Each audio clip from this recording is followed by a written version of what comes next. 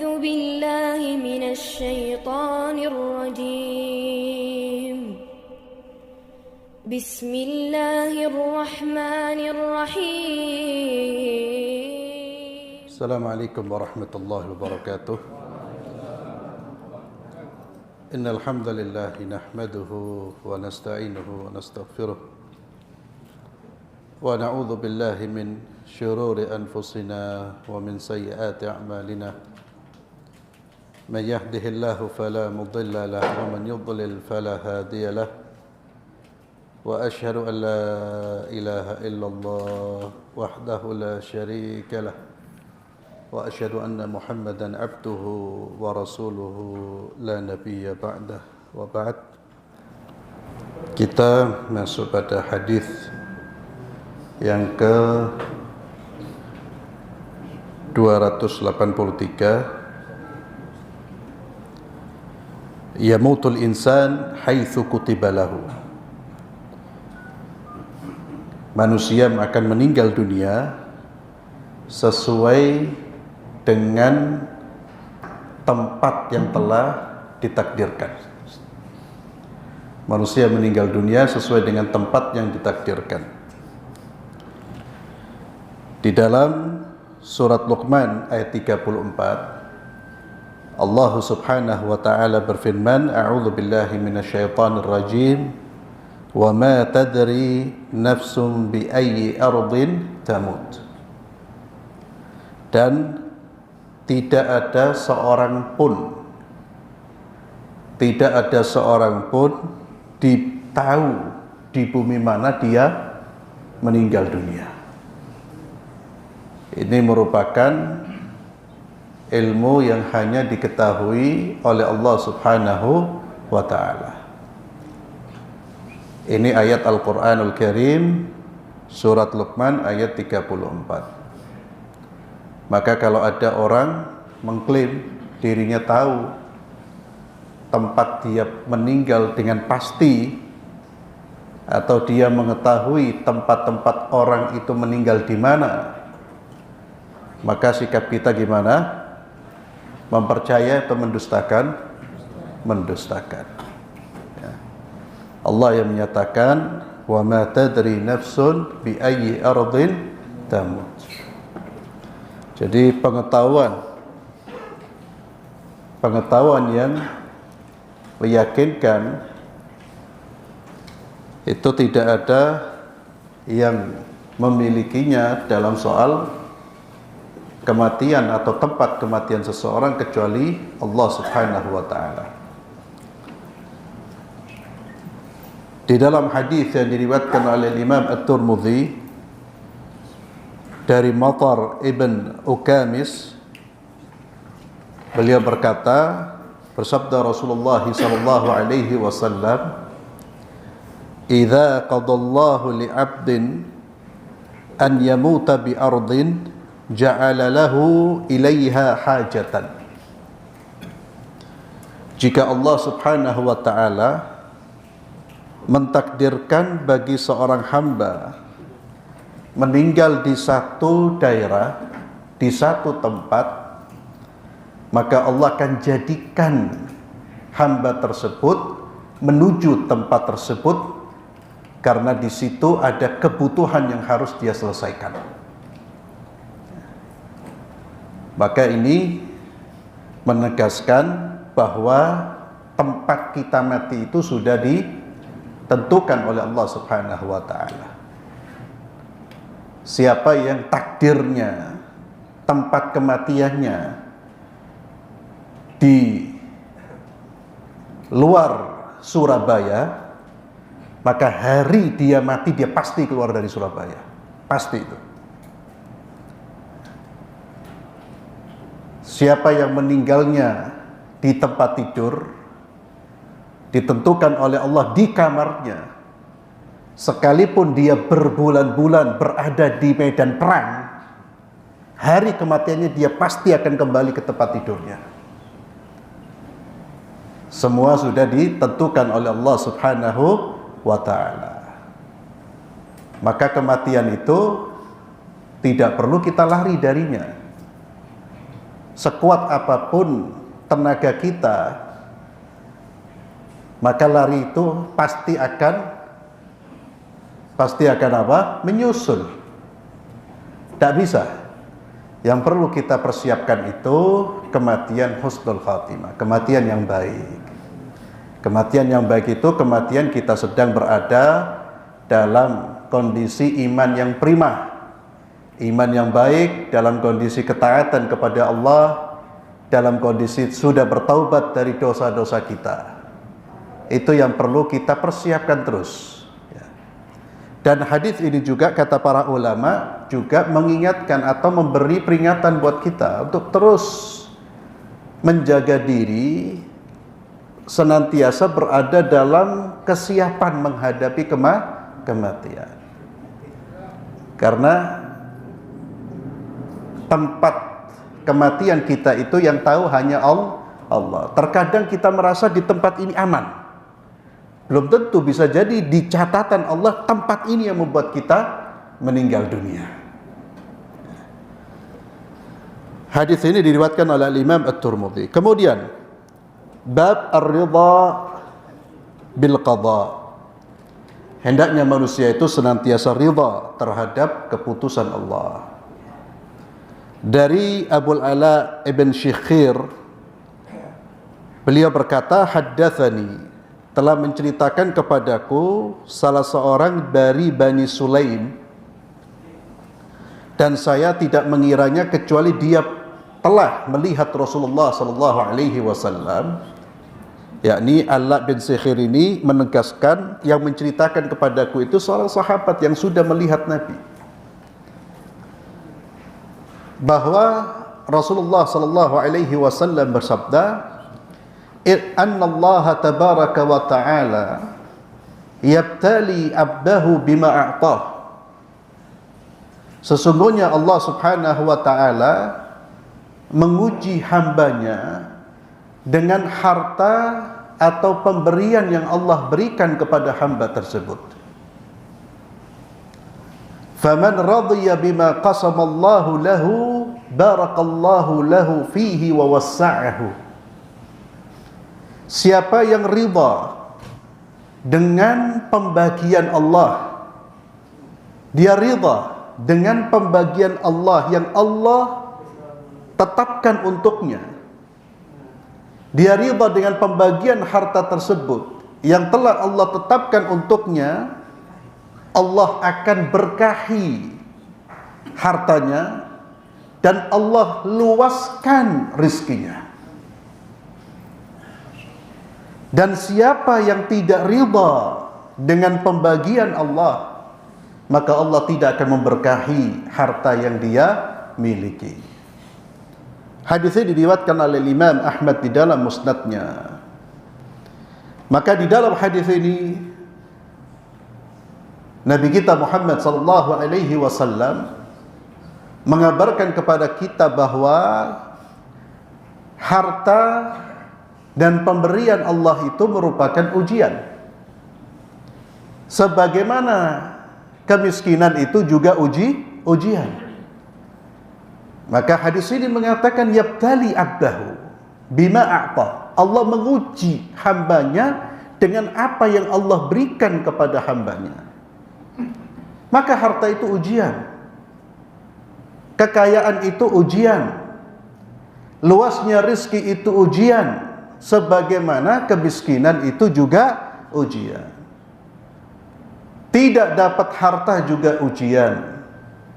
Bisnis merugi itu ujian. Kehilangan harta itu ujian. Sebagaimana dia mendapatkan harta juga ujian. Jadi ujian itu tidak hanya terkait dengan hal-hal yang dirasakan tidak enak. Yang enak itu juga ujian. Bahkan banyak orang gagal di dalam ujian yang terkait dengan kemewahan atau kekayaan. Gagal dia. Gagal merespon kekayaannya dengan rasa syukur kepada Allah. Orang ketika belum berharta, dia tawadhu, rendah hati. Majlisnya di masjid, duduknya di majlis ilmu. Namun ketika Allah luaskan rizkinya, muncul kesombongannya, keangkuhannya. Mulai dia mencari tempat-tempat di luar rumah-rumah Allah. Karena punya fulus, maka majlisnya bukan lagi di masjid. Majlisnya di kafe-kafe. Dia gagal. Itu orang yang gagal dalam merespon ujian. Ada orang diuji oleh Allah dengan minimnya harta benda yang dia miliki. Namun dia memiliki sikap dermawan, sikap jujur. Namun ketika diberi tambahan harta, diberi kekayaan, justru berbalik dari sifat dermawan, yang dia justru miliki adalah sifat bakhil. Bertambah rakusnya terhadap harta, berarti dia gagal. Itulah mengapa ma'asyiral muslimin, jangan pernah meminta diuji dengan kekayaan. Kita boleh meminta ditambahkan rezeki kita, tapi jangan menggunakan bahasa, ya Allah ujilah saya dengan kekayaan, saya akan tunjukkan rasa syukur saya. Kizib. Nah, duit-duit ngomong gitu, Pak. Duit fulus. Orang itu kalau tidak punya apa-apa, dia berharap apa-apa itu seringkali karena ingin berharap. Ya, dia bicara yang nikmat-nikmat enak-enak. Kalau saya punya harta, saya akan gini, saya akan gini. Pegang harta, gemeter, dipegang terus hartanya itu. Jadi itu ujian, ikhwani fillah. Maka itulah mengapa kita terus meminta kepada Allah. Ketika kita minta diberi rizki, kita minta diberi rizki yang diberkahi. Jangan lupa itu. Keberkahan itu penting. Jangan tertipu dengan banyaknya harta. Yang paling penting adalah keberkahan harta.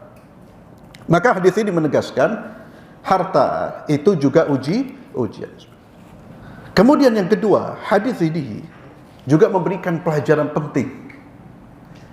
Cara kita mendapatkan keberkahan harta dan diluaskan harta kita, ditambah rezeki kita dengan apa? Dengan ridha terhadap apa yang kita miliki. Berterima kasihlah kepada Allah. Berapapun yang kita terima, berapapun yang kita dapatkan, kita mensyukuri nikmat Allah. Allah akan berikan keberkahan. Wa wassa'ahu, bahkan Allah akan meluaskan, menambahkan. Maka al-barakah, keberkahan itu datang dengan apa? Rasa syukur kepada Allah. Qanaah, menerima semua pemberian Allah. Sebaliknya, kata Nabi sallallahu alaihi wasallam, wa man lam yarda lam yubarik lahu. Siapa yang tidak ridha dengan apa yang dia dapatkan, dengan pembagian Allah Azza wa Jalla yang dia berikan, yang Allah berikan kepada hamba tersebut, tidak ridha, Allah cabut keberkahannya. Kalau harta sudah tercabut keberkahannya, dia tidak akan merasakan nikmatnya harta itu. Dan hartanya tidak akan membawa kepada jalan kebaikan. Itu ciri harta yang dicabut dari keberkahan. Kalau ada orang bertambah hartanya, bertambah maksiatnya, ada problem dalam hartanya itu. Maka di antara perkara yang bisa menyebabkan harta kita tercabut keberkahannya adalah sikap tidak terima. Dan ini sejalan dengan apa yang dinasihatkan oleh Nabi Muhammad sallallahu alaihi wasallam kepada Umar bin Khattab radhiyallahu anhu, di mana Nabi sallallahu alaihi wasallam pernah memberikan harta kepada Umar, memberi sesuatu kepada Umar. Lalu Umar berkata, "Ya Rasulullah, berikan kepada orang yang lebih membutuhkan dari saya." Ketika mendengar jawaban Umar, justru Nabi sallallahu alaihi wasallam memberikan nasihat kepada Umar bahwa harta yang kamu dapat tanpa dengan cara harta yang kamu dapat tanpa kamu meminta-minta dan tanpa kamu bersikap tamak terhadap harta tersebut, maka terimalah ya Umar, Allah akan berkahi. Harta yang kita dapatkan bukan dengan cara meminta-minta, maka harta yang didapat dengan cara meminta-minta tidak diperbolehkan. Memaksa orang, berikan saya sekian, ya, berikan saya. Dan salah satu larangan di dalam kita mencari harta adalah mencari harta dengan cara meminta-minta. Dan itu ada dalam pembahasan tersendiri. Itu ada dikecualikan orang-orang yang memang betul-betul dalam kondisi yang terdesak. Maka Nabi memberikan pesan kepada Umar, harta yang kau dapatkan tanpa dengan cara meminta-minta dan tidak juga dengan hati yang tamak. Hati yang tamak itu apa? Dia terus berupaya dengan tenaganya untuk mendapatkan harta itu, sehingga orang itu enggan, sungkan, akhirnya dikasih. Dia betul dapat harta, tapi Allah cabut keberkahannya. Kenapa? Dia dapatkan dengan ketamakan. Baik dengan ucapan, ketamakan itu terlihat dengan ucapan atau dengan sikap. Sikap itu apa? Delok terus, Pak. Ono mangan deloki terus. Ya. Jangan. Maka kalau harta itu datang ke kita tanpa meminta dan tanpa disertai dengan sikap tamak, kata Nabi, terimalah. Setelah itu kalau engkau ingin memberikan kepada yang lain, maka itu sudah menjadi urusanmu. Maka rezeki itu diterima. Terima. Ada orang memberi, diterima. Dan Allah akan menjadikan itu keberkahan. Itu rezeki dari Allah hakikatnya. Asalkan tadi dengan dua cara tadi. Cara apa? Meminta-minta dan dengan ketamakan. Jangan sampai orang memberi karena sudah ngelihat tamaknya kita. Itu berarti orang memberi tidak dengan apa? Keridhaan, Pak. Bisa jadi karena sungkan, bisa jadi karena takut. Tapi yang menerima tidak ada nilainya harta ini. Allah cabut keberkahannya. Dan pemberian ikhwani fillah azzallahu wa iyyakum, baik pemberian yang Allah berikan kepada kita, baik dengan wasilah kita bekerja atau wasilah kita mendapatkan hadiah dari orang lain, maka terimalah, bersyukurlah kepada Allah karena hakikatnya Allah yang memberi.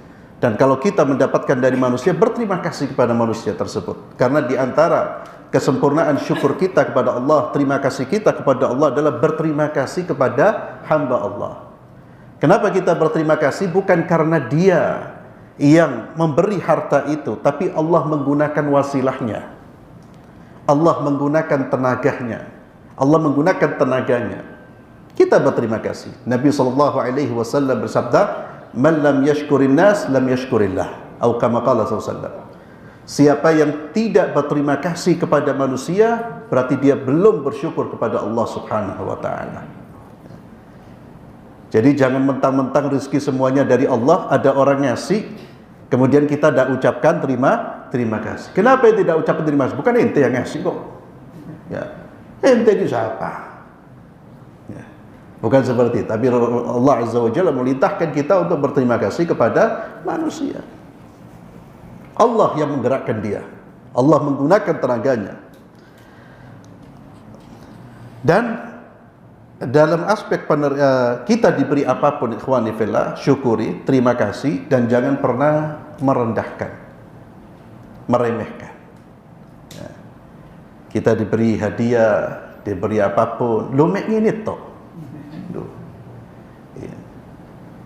Nabi SAW mengingatkan, janganlah pernah merendahkan kebaikan sekecil apapun. Seorang muslim itu dia punya sifat berterima kasih. Kebaikan sekecil apapun yang dilakukan oleh manusia, dia betul-betul hargai itu. Itu akhlak seorang muslim. Kemudian hadis berikutnya terkait dengan doa, pentingnya doa. La yuraddul qadaru illa doa. Tidak ada yang bisa menolak takdir kecuali doa. Hadis ini menunjukkan pentingnya dan manfaatnya doa, besarnya manfaat doa. Maka salah satu cara kita menjalani kehidupan ini, apapun yang kita inginkan, iringi dengan doa yang kuat. Bukan sekali-kali doa. Iringi dengan doa yang kuat. Perbanyak doa. Termasuk untuk kesalehan keluarga kita, putra-putri kita. Terus dengan doa. Selain kita berikhtiar. Dari Salman, beliau berkata, bersabda Rasulullah sallallahu alaihi wasallam, la yaruddul qada'a illa du'a. Tidak ada yang menolak takdir kecuali doa. Wala yazidu fil umri illa al-birr. Dan tidak ada yang menambahkan usia kita kecuali kebaikan. Ulama berkata, yang dimaksud menambahkan di sini adalah menambahkan keberkahan usia, bukan menambahkan angka dalam usia kita. Menambahkan hari dalam usia kita, bukan itu, tapi menambahkan keberkahan.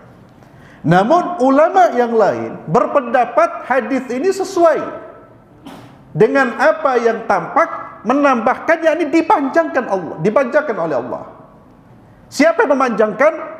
Bukan kita, Allah subhanahu wa ta'ala. Wallahu a'lam bissawab. Yang jelas, yang pasti, tidak ada kebaikan kecuali pasti akan mendatangkan kebaikan dalam, tidak ada perbuatan baik yang kita lakukan kecuali pasti akan menimbulkan kemaslahatan dalam kehidupan kita, akan memberikan kebaikan dalam usia kita, kebaikan apapun yang kita lakukan.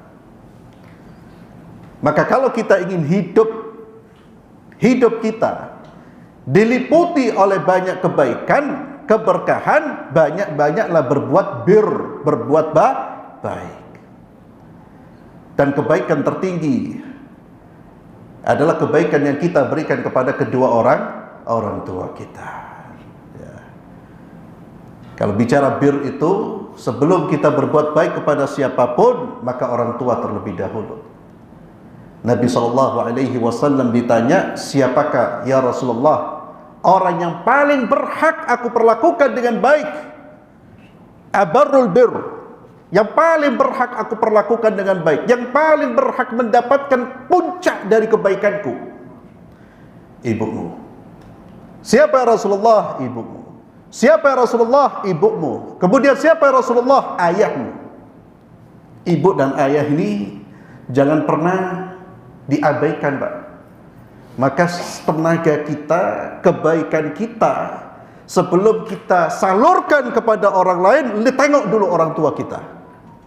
Maka mereka membutuhkan.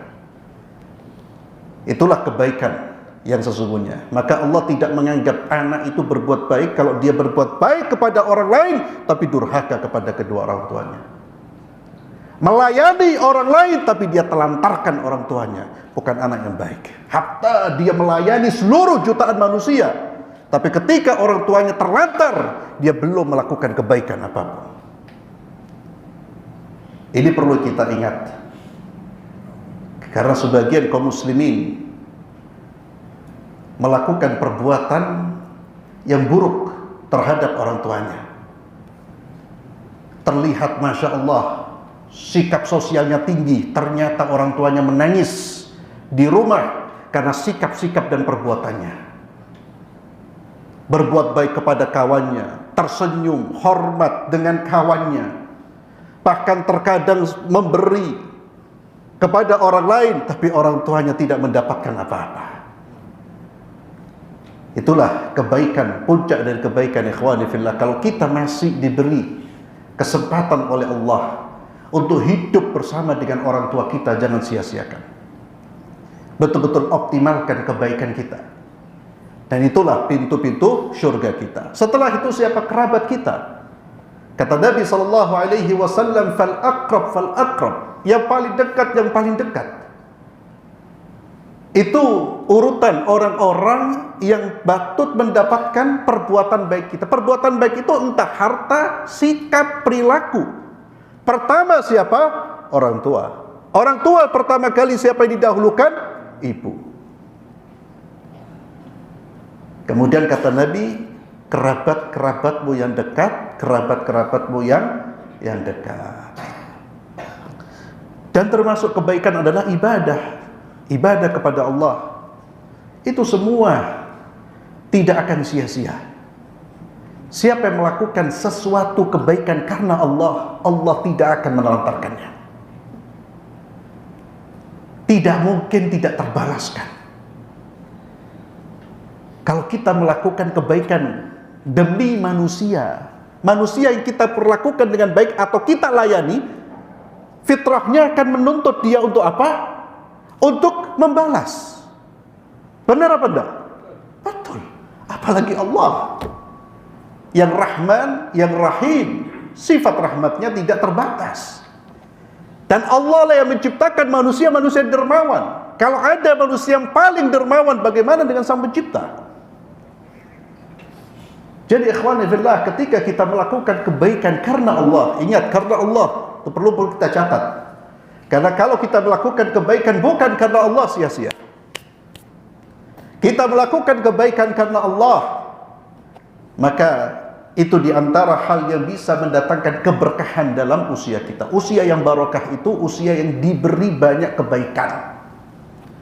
Usia yang barokah itu usia yang memproduksi banyak kebaikan. Ada manusia hidupnya singkat, tapi produksi amalnya luar biasa. Itu diantara bentuk keberkahan.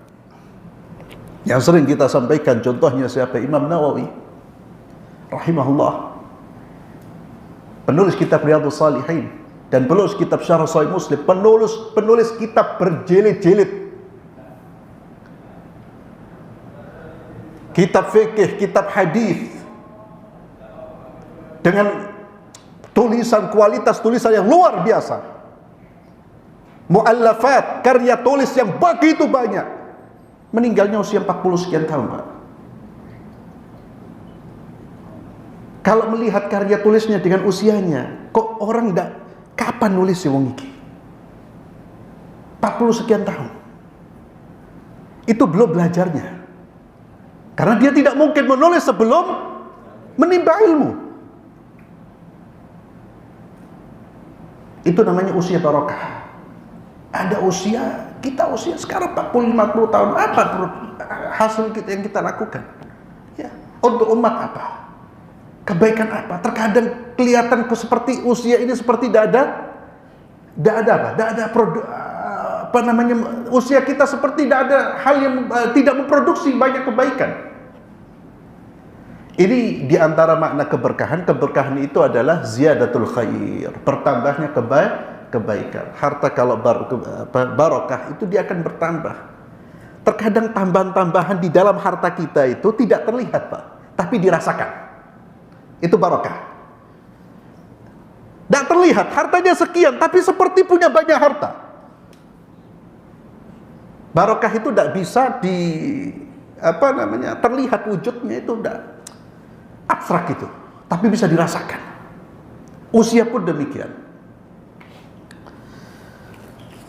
Kemudian Abdullah bin Abbas radhiyallahu tabaraka wa ta'ala anhuma, beliau berkata, la yanfa'ul hadar minal qadar, walakin Allah yamhu bid-du'a ma yasha'u minal qadar. Tidak bermanfaat al-hadar, kekhawatiran, rasa takut, itu dari takdir. Orang takut mati sehingga dia tidak mau berjihad fisabilillah. Apakah takutnya mati itu kemudian menjauhkan dia dari takdir? Menjauhkan dia? Tidak. Tidak menjauhkan dia. Seperti tadi yang saya, kalau sudah takdir hari itu mati, dia pasti mati. Allah pasti bawa dia ke sana dengan cara apapun. Maka kekhawatiran, ketakutan itu tidak akan bermanfaat.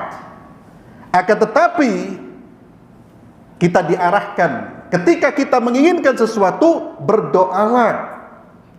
Walakinnallah, akan tetapi Allah menghapus dengan doa itu apa yang Allah kehendaki dari takdirnya. Maka catatannya, siapa yang menghapus? Allah. Sesuai dengan kehendak Allah. Kita doa saja, perbanyak doa. Minta apa doa? Berdoa kepada Allah. Serahkan kepada Allah hasil dari doa kita. Apa yang Allah berikan nanti kepada kita. Dan tentunya hasil dari doa kita, pemberian Allah itu hasilnya pasti terbaik. Allah akan memberikan yang terbaik. Kemudian hadis berikutnya dari Abdullah bin Sikhir dari Nabi sallallahu alaihi wasallam. Beliau bersabda, "Muthila ibnu Adam wa ila jambihi 99 maniyatan. In akhta'athu al-manaya waqa'a fil harami hatta yamut." Hadis rawahu Tirmidzi. Kata Nabi sallallahu alaihi wasallam, "Muthila ibnu Adam." Maksudnya sifatuhu wa haluhu al-ajibah. Yakni anak Adam itu sudah diciptakan dengan sifat dan keadaan yang mengagumkan. Apa itu? Wa ila jambihi. Di sampingnya ada 99 maniyatan, baliyah muhlika au sababul maut. Di sampingnya ada 99 ujian, bala dan penyebab-penyebab kematiannya. Kata 99 di dalam hadis ini bukan dalam pengertian membatasi 99 musibah, tapi 99 ini menunjukkan banyaknya musibah, ujian, bahkan musibah-musibah yang membawa kematiannya. Itu sudah melekat dalam diri manusia. Ini menambah kesadaran kita bahwa hidup di dunia ini pasti diuji. Jangan berkhayal hidup tanpa ujian. Ujiannya nggak enak. Baliyah itu seperti sakit, kondisi tubuh yang lemah, kefakiran, hilangnya harta, hilangnya orang yang kita cintai, itu sudah melekat dalam diri manusia. Itulah makna dari hadis Nabi Muhammad sallallahu alaihi wasallam. Di antaranya, di antara maknanya dari hadis ini, bahwa manusia itu hidup dalam ujian, yaitu hadis Nabi sallallahu alaihi wasallam, ad-dunya sijnul mu'min. Dunia itu penjara bagi orang beriman. Dia seperti hidup di penjara. Penjara itu dia tidak bisa bebas, tidak bisa bebas berbuat. Termasuk di penjara itu dia sedang berada dalam kondisi apa? Ditahan, dihukum. Ya itulah dunia. Tapi surga seperti orang kafir. Orang kafir bebas. Bebas menurut keyakinannya. Mukmin tidak mungkin bebas dia. Karena seorang mukmin dia harus mengikuti aturan Allah. Orang kafir tidak ada aturan yang diikuti. Maka seperti surga. Karena di surga itu tidak ada lagi aturan-aturan. Tidak ada lagi beban-beban yang dibebankan Allah kepada manusia. Tidak ada lagi takalif. Dia bebas berbuat apapun, bebas makan apapun, bebas minum apapun fil jannah. Dan tidak ada satu pun atau satu kondisi yang membuat dia tidak nyaman. Tidak mungkin terjadi.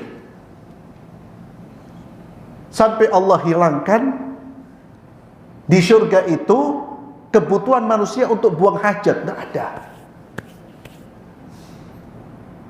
Tidak ada sesuatu yang buatnya tidak nyaman. Semuanya enak. Kapan? Fil jannah. Di dunia siap diuji.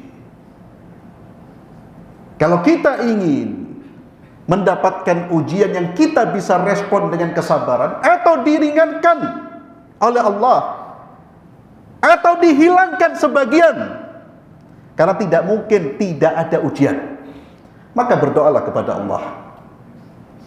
Perbanyaklah membaca doa, Allahumma inni as'alukal afwa wal mu'afa. Itu doa yang singkat, ringkas dari Nabi, tapi maknanya, permintaan di dalamnya itu mencakup kebaikan dunia wal akhirah. Allahumma inni as'alukal afwa. Al-afwa pengampunan, dosa-dosa kita diampuni. Wal mu'afa, keselamatan. Selamat fisik kita, selamat agama kita. Di dalam hadis, Allahumma inni as'alukal afwa wal afiyah. Ya. Allahu Akbar, doa singkat Pak. Minta kepada Allah. Namun ingat, sekalipun kita minta al-afiyah wal mu'afa, tidak mungkin lalu hidup kita aman terus, lurus, daun apa-apa. Nah, tidak mungkin. Karena itulah yang Allah tetapkan, yang tidak akan mungkin berubah. Dunia adalah daru ibtila. Dunia ini dar, tempat ujian. Pasti manusia, dan masing-masing punya ujiannya tersendiri. Maka kata Nabi, manusia itu sudah melekat dengan apa? 99 bala, ya, ujian. Dan ini berlaku bagi siapapun, termasuk orang-orang beriman. Dan ini harus kita yakini. Terkadang ada orang bertanya, Ustadz, si fulan itu hidupnya Masya Allah ibadah, tapi kok diuji terus ya? Berarti dia tidak sadar. Nabi sudah ngomong, memang kita ini semuanya akan diuji, dan ujian itu sesuai dengan kadar imannya dia. Tidak mungkin Allah menguji manusia melampaui kekuatan dia merespon ujian tersebut, tak mungkin. Tidak ada ujian yang tidak bisa kita hadapi. Kalau manusia gagal menghadapi ujian, bukan karena ujiannya yang melampaui batasnya, tapi karena jiwanya yang lemah. Karena sadaqallah, Allah Maha benar yang berfirman, la yukallifullahu nafsan illa wus'aha. Semua diberi itu sesuai dengan kadarnya. Oh, si fulan kadarnya, si fulan kadarnya. Kemudian kata Nabi SAW, in akhta'athul manaya waqa'a fil haram hatta yamut. Ya.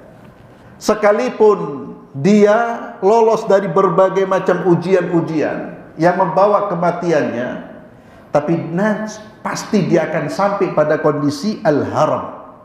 Al-haram itu kondisi tua renta,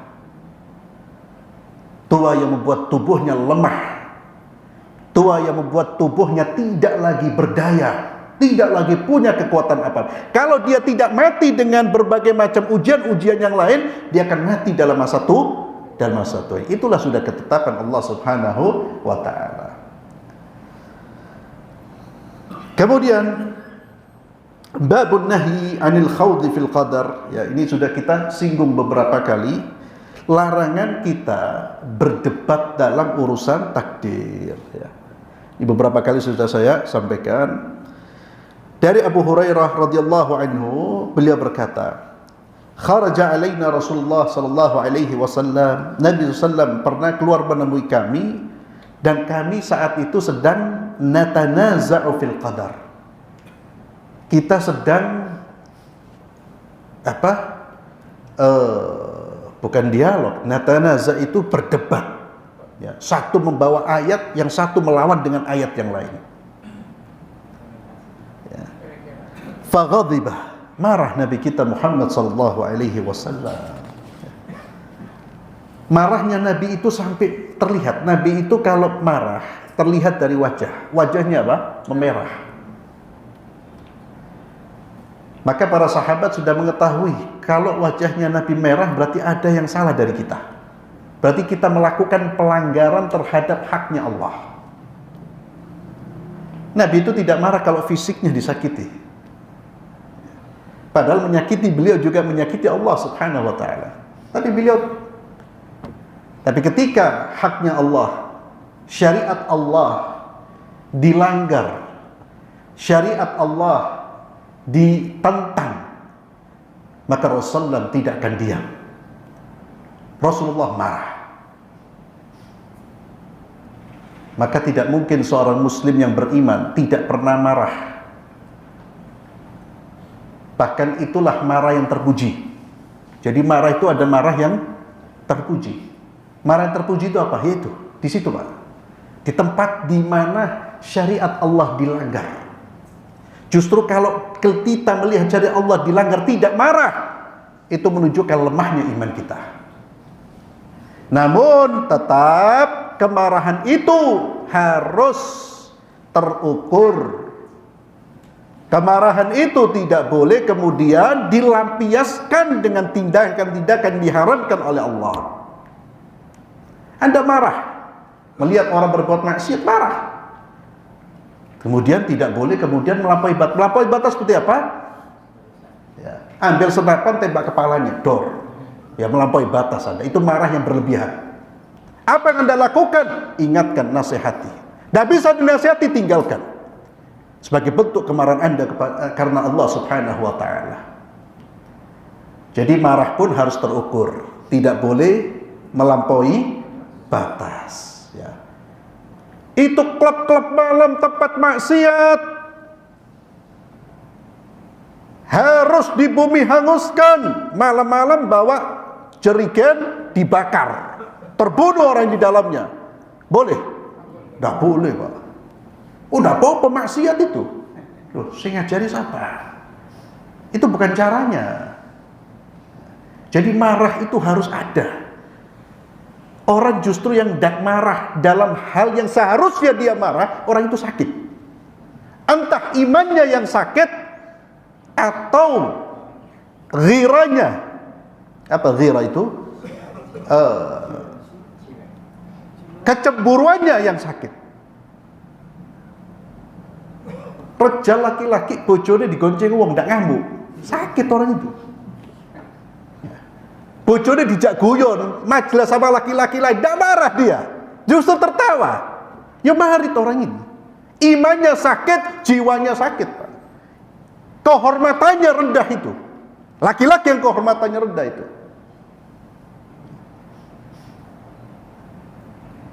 Sebaliknya perempuan juga seperti itu. Jadi marah itu harus, tapi di tempatnya. Kapan tempatnya itu? Ketika aturan-aturan Allah dilanggar.